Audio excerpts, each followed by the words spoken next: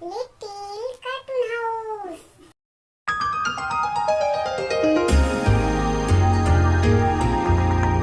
গভীর এক জঙ্গলে একটি সিংহ বাস করত। সিংহটি ছিল পশুদের রাজা, তাই সব পশু পাখিরা মিলে সিংহকে একটি ছোট্ট বাড়ি বানিয়ে দেয়, আর সিংহ সেখানেই থাকত। একদিন একটা চালাক শিয়াল সিংহের কাছে আসলো আর সিংহকে বলতে লাগলো, মহারাজ, আজকাল তো দেখি আপনি শুধু শুয়ে বসে কাটান। আমার মনে হয় আপনার আর আগের মতো শক্তিও নেই, তাই রাজার পদটা ছেড়ে দিলেই ভালো হতো। তাহলে জঙ্গলের পশু পাখিরা তাদের বুদ্ধিমান ও শক্তিশালী রাজা বেছে নিতে পারত। আপনার মধ্যে তো আর কোনোটাই বেঁচে নেই, আপনি অনেক অলস হয়ে গিয়েছেন। শিয়ালের এই রকম কথা শুনে সিংহ রাগ করল না, কারণ সিংহ জানে শিয়াল কীরকম প্রাণী। তাই কথার ছলে সিংহও বলল, ভাগ্নে শিয়াল, তোর কথা না হয় আমি মানলাম, কিন্তু কার মধ্যে এত যোগ্যতা আছে যে জঙ্গলের রাজা হবে? কেন আমি হব জঙ্গলের রাজা? আমার মধ্যে বুদ্ধি ও শক্তি দুটোই আছে। যোগ্যতা হিসেবে আমার চেয়ে ভালো কাউকেই তো দেখি না। ওরে বাবা, তোর আবার শক্তি আছে নাকি রে? আগে তো জানতাম না।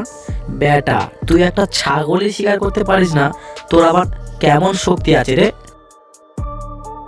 আচ্ছা ঠিক আছে, আমরা একটি চুক্তিতে আসি তাহলে।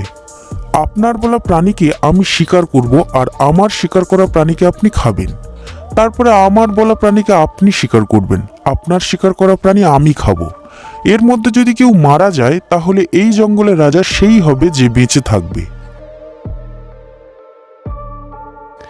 আচ্ছা ঠিক আছে, লাগা শর্ত। জঙ্গলে এমন কোনো প্রাণী নেই যাকে আমি শিকার করতে পারবো না, কিন্তু তুই তো একটা ছাগলই শিকার করতে পারিস না। ছাগল তার ধারালো শিং দিয়ে তোর পেট ফুটো করে দেবে। তুই যা, আমার জন্য একটা ছাগল শিকার করে নিয়ে আয়, তারপর তোর কথা মতো আমি শিকার করব, যদি তুই শিকার করতে সক্ষম হোস। ও আচ্ছা, এই ব্যাপার। তাহলে আপনি কিছুক্ষণ অপেক্ষা করুন, আমি একটা ছাগল শিকার করে নিয়ে আসছি। এই বলে শিয়াল চলল ছাগল শিকার করতে। তখন সিংহ ভাবতে লাগলো, শিয়ালটা এমনভাবে গেল, মনে হয় যেন একটা ছাগল সত্যি সত্যি শিকার করে নিয়ে আসবে। সে যাই হোক, ও আর এমন কি শিকার করতে বলবে, বড়জোর একটা হরিণ। ওটা তো আমার কাছে কোনো ব্যাপারই না।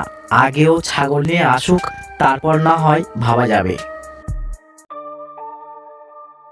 এইদিকে শিয়াল একটি মাঠে গিয়ে ছাগল খুঁজতে আরম্ভ করলো, কিন্তু সে দেখলো পুরো মাঠটিই ফাঁকা, এখনো কোনো ছাগল ঘাস খেতে আসেনি।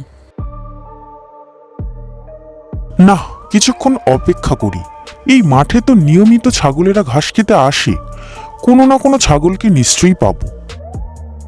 এই বলে শিয়াল অপেক্ষা করতে লাগলো ছাগলের জন্য।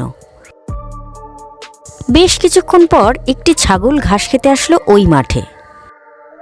শিয়াল গাছের আড়াল থেকে ছাগলটিকে দেখে ফেলল।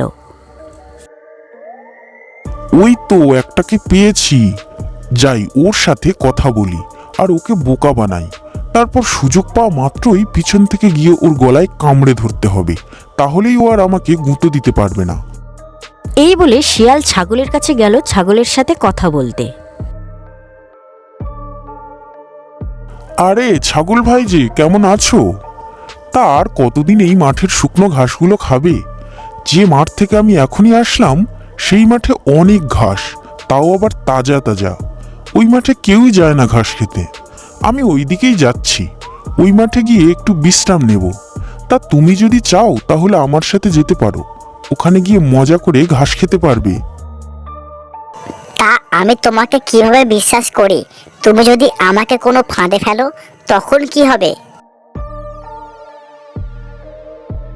আরে কি বলছো এইসব? তুমি হলে একটা শক্তিশালী ছাগল, তোমার ওই রকম ধারালো শিঙের সামনে আমি তো কিছুই না। যদি কোনো মুহূর্তে তোমার মনে হয় আমার থেকে তোমার বিপদ, তখন তুমি আমার পেট ফুটো করে দিও তোমার শিং দিয়ে। এটা তুমি ঠিকই বলেছ। তবে আমি তোমাকে সাবধান করছি, যদি তোমার কোনো কুমতলব থেকে থাকে তাহলে তার মাথা থেকে এখনই ঝেড়ে ফেলো আর চলো আমাকে নিয়ে তোমার সাথে। তবে যদি ওই মাঠে ঘাস না থাকে তাহলে কিন্তু সত্যি সত্যি আমি তোমার পেট ফুটো করে দেব। এই বলে ছাগল শিয়ালের সাথে চলল সেই ঘাস ভর্তি মাঠের উদ্দেশ্যে।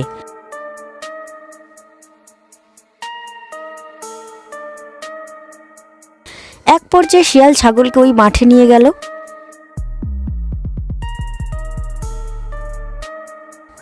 আর ছাগল দেখলো সত্যি সত্যিই মাঠে অনেক ঘাস ছিল।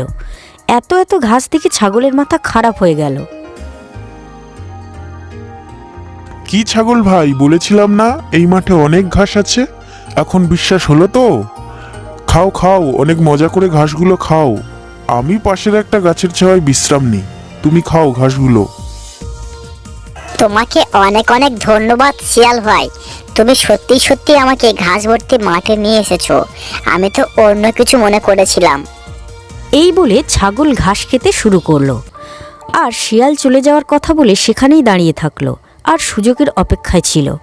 শিয়াল সুযোগ পাওয়া মাত্রই ছাগলের পিছন থেকে গিয়ে ছাগলের গলা কামড়ে ধরল। বোকা ছাগল, তুই কিনা শিয়ালের কথা বিশ্বাস করেছিস? কোনো সময় চালাক প্রাণীর আশেপাশে থাকতে নেই, তাহলে বোকাদের সবসময় ক্ষতি হয়। এখন এটাকে নিয়ে সিংহের কাছে যাই, তারপরে ওই বেটাকে দেখে নিচ্ছি। এইবার আর আমাকে রাজা হওয়া থেকে কেউ আটকাতে পারবে না। শিয়াল ছাগলটিকে নিয়ে সিংহের কাছে যেতে লাগলো।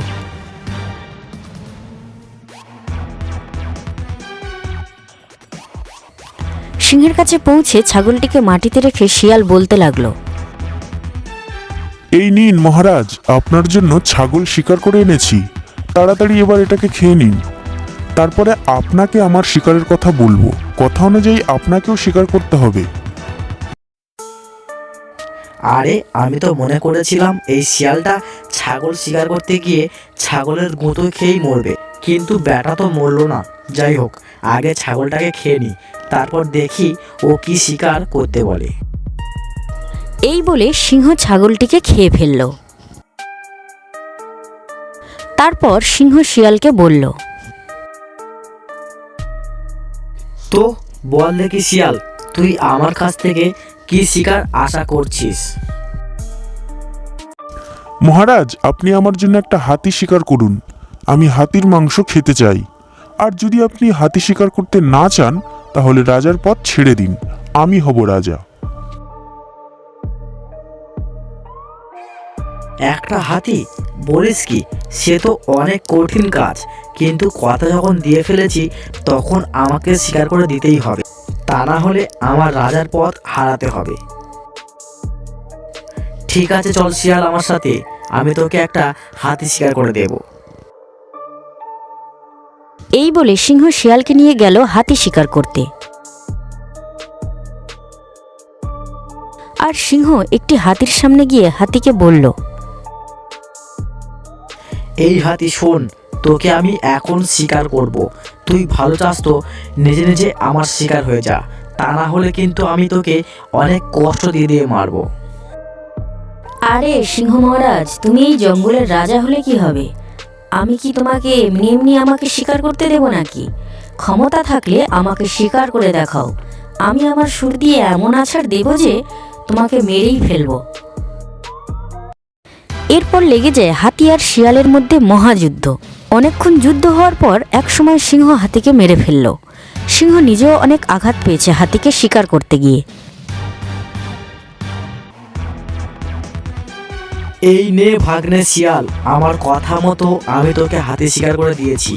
এইবার তুই এই হাতিটাকে খা, আমি চললাম।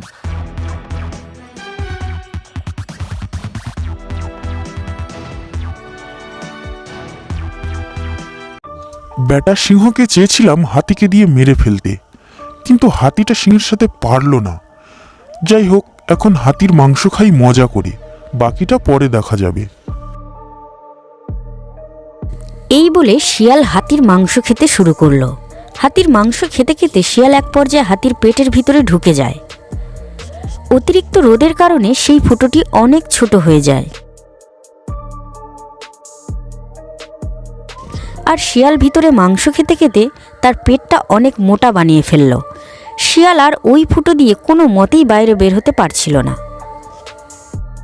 আরে আরে, আমি তো এখানে আটকে গেলাম। আমি আর কোনো মতে এখান থেকে বের হতে পারছি না। এখন কি করি তাহলে? কি আর করা যায়? হয়তো এখানেই আমার শেষ নিঃশ্বাস ত্যাগ করতে হবে। এখন অপেক্ষা করা ছাড়া আর কোনো পথ দেখছি না তো। দেখি কে এই পথ দিয়ে যায়, তাকেই বোকা বানাতে হবে। শিয়াল তখন অপেক্ষা করতে থাকে বেশ কিছুদিন। এইদিকে সিংহ তার ডেরায় কিছুটা সুস্থ হয়ে উঠল। শিয়ালটাকে তো রেখে আসলাম একটা গোটা হাতি দিয়ে, কয়েকদিন তো পার হয়ে গেল, কিন্তু শিয়ালটাকে তো আর জঙ্গলে দেখতে পাচ্ছি না। তবে কি সে এখনো ওই হাতির মাংস খেয়েই যাচ্ছে নাকি? একবার গিয়ে দেখেই আসি বেটাকে। এই বলে সিংহ যেতে লাগলো সেই মাঠে, যে মাঠে সে হাতি শিকার করেছিল। মাঠে গিয়ে সিংহ দেখলো হাতির আশেপাশে শিয়াল নেই। কই, আশেপাশে তো শিয়ালটাকে দেখছি না। তাহলে কি ওই বেটা অল্প একটু মাংস খেয়ে এখান থেকে চলে গিয়েছে নাকি? তখন শিয়াল ছোট্ট ফুটো দিয়েই সব কথা শুনে ফেলল সিংহের। তারপরে শিয়াল বলতে লাগলো, না না সিংহ মহারাজ, আমি চলে যাইনি। আমি হাতির পেটের মধ্যে আছি। এখানে এসে তো আমার অনেক লাভই হয়েছে। আপনি এই হাতিটাকে শিকার করার আগে এই হাতিটা অনেকগুলি ছাগল আর অনেকগুলো হরিণ খেয়েছিল। আমি 3 দিন ধরে ওদেরই মাংস খাচ্ছি। এখনো অনেক আছে এখানে। আপনি যদি চান তাহলে আপনি এসে কিছুটা মাংস খেয়ে যেতে পারেন। বলিস কি রে, আমি এখনই হাতির পেটের ভিতরে ঢুকছি। হাতিটাকে মারতে আমার অনেক কষ্ট হয়েছিল, আর আমার অনেক খিদেও লেগেছে। না না সিংহ মহারাজ, আপনি এমনিতেই ঢুকতে পারবেন না হাতির পেটের মধ্যে, কারণ হাতির পেটের চামড়া অনেক শক্ত। আপনাকে গ্রামে গিয়ে ঘি আনতে হবে এবং তা এনে এই ফুটোর মধ্যে ঢেলে দিতে হবে। তবেই এই ফুটো বড় হয়ে যাবে। তখন আপনি আরামেই এই ফুটো দিয়ে হাতির পেটের মধ্যে ঢুকে যেতে পারবেন। আচ্ছা ঠিক আছে, তাহলে তুই হাতির পেটের মধ্যে থাক, আমি মানুষের গ্রামে গিয়ে ঘি নিয়ে আসছি। এই বলে সিংহ মানুষের গ্রামে চলে গেল ঘি আনতে। বেশ কিছুক্ষণ পর সিংহ একটি পাত্রে করে অনেকগুলো ঘি নিয়ে আসলো, আর ঘি এনে ওই ফুটোর মধ্যে ঢেলে দিল। তখন শিয়াল সুযোগ পাওয়া মাত্রই ওই ফুটো দিয়ে বাইরে চলে আসলো। কি ব্যাপার ভাগ্নে শিয়াল, তুই বাইরে আসলি কেন? ভিতরে জায়গা কম তো, এই জন্য আমি বাইরে চলে আসলাম। আপনি গিয়ে খেতে শুরু করুন, তারপর না হয় আমি ঢুকবো। তখন সিংহ হাতির ওই ফুটো দিয়ে হাতির পেটের মধ্যে ঢুকে পড়ল, আর পেটের মধ্যে গিয়ে দেখলো ভিতরে কোনো ছাগল বা হরিণ নেই, আর ফুটোটি রোদের আলো পড়ে ছোট হয়ে গেল আবারও। আরে এই শিয়াল, তুই আমাকে মিথ্যা কথা কেন বললি? এখানে তো কোনো ছাগল বা হরিণ নেই, আর আমি বাইরেও বেরোতে পারছি না। ফুটোটা মনে হয় আবারও ছোট হয়ে গিয়েছে। তাড়াতাড়ি তুই ফুটোতে ঘি ঢেলে দে, আমি বাইরে বের হব। আরে মামা, তোমাকে তো আমি বাইরে বের হওয়ার জন্য ভিতরে ঢোকাইনি। এখন থেকে তুমি ওখানেই পচে মরো। এখন থেকে সব পশুদের রাজা হব আমি। তুমি ভিতরেই পচে মরো। এক ঢিলে 2 পাখি মারলাম আমি। এই রকমটা বলে শিয়াল ঘিয়ের পাত্রটি তার পিঠে করে নিয়ে সিংহের ডেরায় চলে গেল। আর সিংহ অপেক্ষা করতে থাকলো কেউ তাকে বাঁচাবে। কিন্তু রোদের আলো আরও বেশি হওয়ার কারণে সেই ফুটোটি এক পর্যায়ে বন্ধ হয়ে যায়, আর সিংহ হাতির পেটের ভিতরে মারা যায়। এইভাবে চালাক শিয়াল বনের রাজা হয়ে গেল শুধু তার বুদ্ধির জোরে।